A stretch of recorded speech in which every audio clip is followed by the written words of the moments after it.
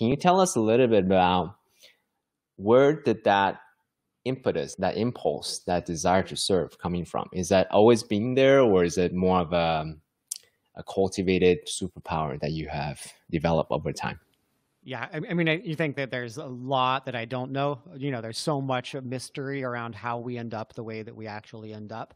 But I can definitely trace it back to early childhood, particularly high school.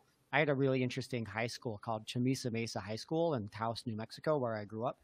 And the principal used to design colleges with Buckminster Fuller. And so he baked in a ton of these really weird, crazy ideas from Bucky Fuller, also based it on integral theory, Ken Wilber's work. And so kind of designed the curriculum on integral philosophy. And so at a young age, I was getting bombarded with all these crazy ideas about how do you actually have a human being progress up levels of development? How do you not just focus on, let's say, cognitive development, but interpersonal development? How do you cultivate the interiority of yourself as a human being such that you can then build external systems that are reflective of that stage of consciousness? I love that.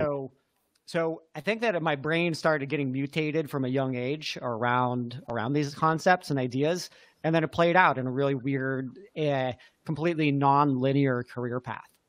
I wasn't groomed of like, yeah, you're going to go to an Ivy League college and then you're going to have this career. I had a very different kind of upbringing.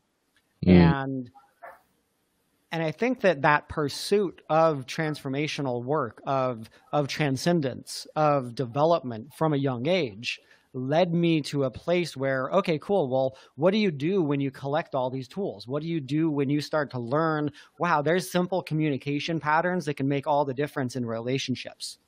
There's certain ways of operating in the world that can get you more of what you want. You can think about life in a more holistic capacity and make sure that you're not just excelling in your career, but deeply compromised in your heart. And so once I had done all of that work, it was like, well, what do you do with that? You become a coach.